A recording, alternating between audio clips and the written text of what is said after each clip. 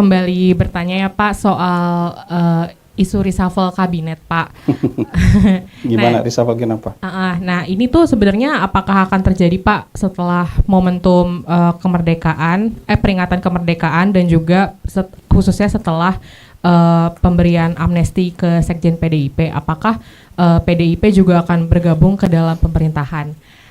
Sama izin nanya juga Pak soal tadi nota keuangan dan 17 Agustus Pak untuk maksudnya untuk presiden dan wakil presiden periode terdahulu yang akan hadir di nota keuangan dan juga upacara, apakah sudah terkonfirmasi Pak? Apakah Pak Jokowi dan Bu Megawati akan hadir di agenda tersebut? Terima kasih. Oke, silakan.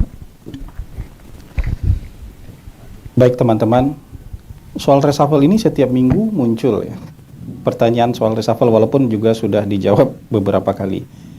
Jadi tugas para pembantu presiden adalah menjalankan perintah presiden untuk menjalankan amanah-amanah yang diberikan oleh presiden, bukan berspekulasi.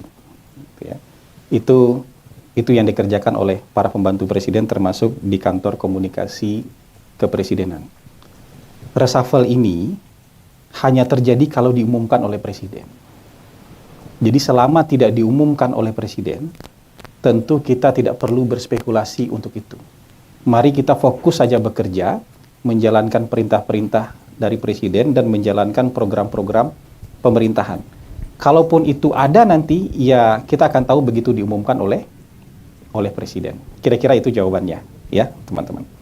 Nah, untuk soal siapa yang hadir di pidato kenegaraan presiden besok, yang jelas undangan sudah disampaikan kepada seluruh presiden yang pernah memimpin Indonesia, wakil presiden yang pernah memimpin Indonesia.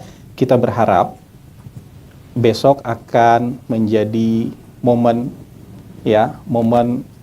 persatuan nasional, kerukunan para elit politik, sehingga kita berharap besok seluruh presiden, seluruh wakil presiden yang pernah memimpin Indonesia itu bisa hadir dalam pidato kenegaraan besok. Kita harapkan bisa seperti itu. Yang jelas undangan sudah dikirimkan ke beliau masing-masing. Oke. Silakan pertanyaan berikutnya. Ya. Pertanyaan selanjutnya dari Emir. Terima kasih Pak, saya Emir Pak dari CNBC. Ya. Masih berkaitan dengan nota keuangan APBN 2026 Pak.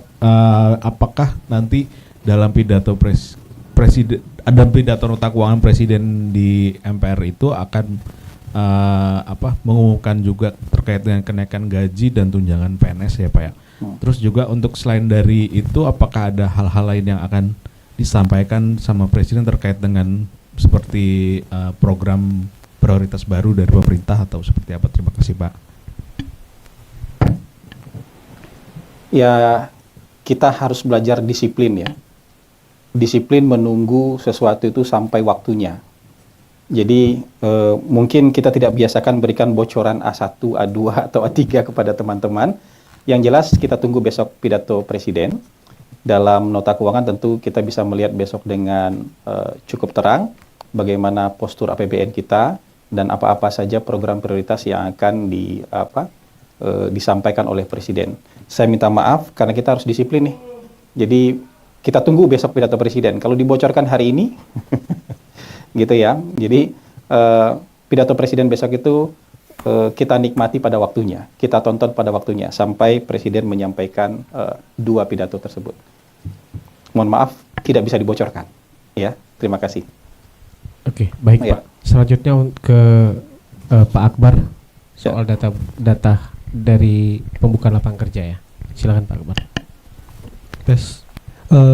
Izin Bang Hasan mau bertanya pertama tentang terkait Partai Buruh ya Bang Hasan. Kan Partai Buruh sempat meragukan data pembukaan lapangan kerja di sektor manufaktur. Sementara kemarin BPS juga mengatakan bahwa investasi sebenarnya sudah tumbuh paling tinggi di beberapa tahun terakhir. Jadi bila merujuk data BPS, berarti pembukaan lapangan kerja ini sebenarnya ada di sektor mana? Ya. Apakah fokus investasi masih di sektor padat modal atau sebenarnya sudah mulai merujuk ke padat karya? Terus yang kedua terkait tata kelola royalti di WAMI, kan sebenarnya sudah beberapa kali dikeluhkan pegiat seni.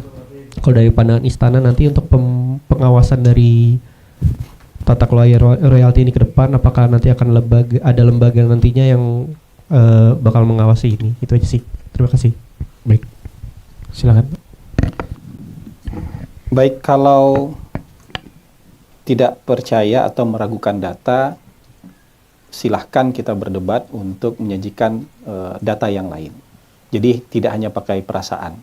Jadi ada data juga yang disandingkan supaya kita bisa diskusikan soal data itu.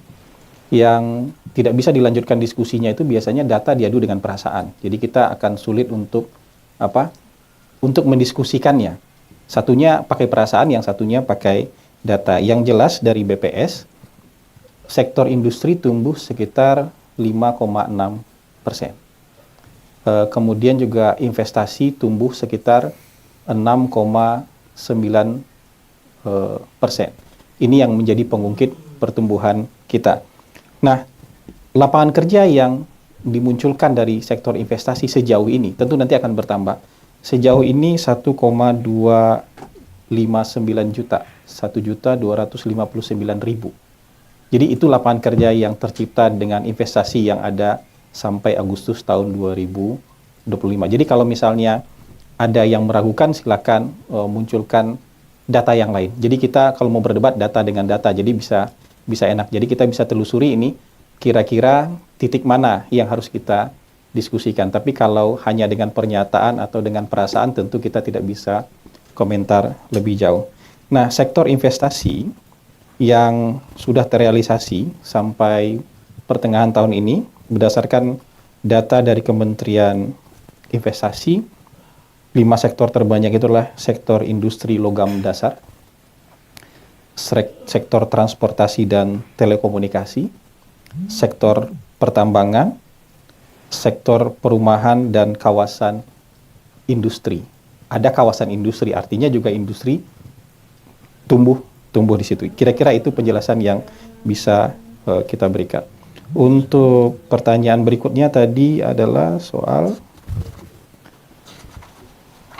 royalti. Ya, kan sudah ada lembaga, ya, lembaga yang berdasarkan undang-undang itu dibentuk untuk memfasilitasi penghargaan terhadap para seniman supaya hasil karya mereka itu mendapatkan penghargaan dan apresiasi yang layak.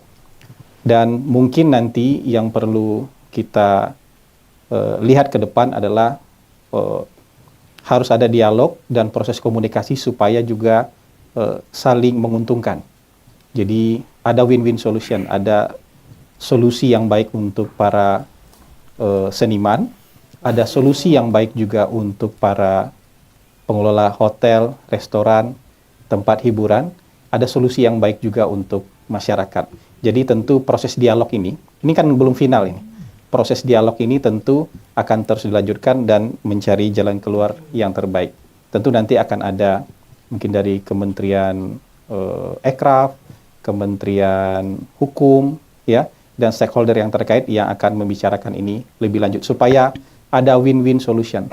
Tapi yang jelas kan penghargaan terhadap seniman itu juga harus dipikirkan, ya. Apresiasi terhadap hasil karya-karya mereka juga harus dipikirkan. Dan kita belum terbiasa dengan ini. Kita step by step nanti akan mencari jalan keluar untuk hal ini. Terima kasih. Yang lain? Oke, pertanyaan terakhir, Ya. silakan.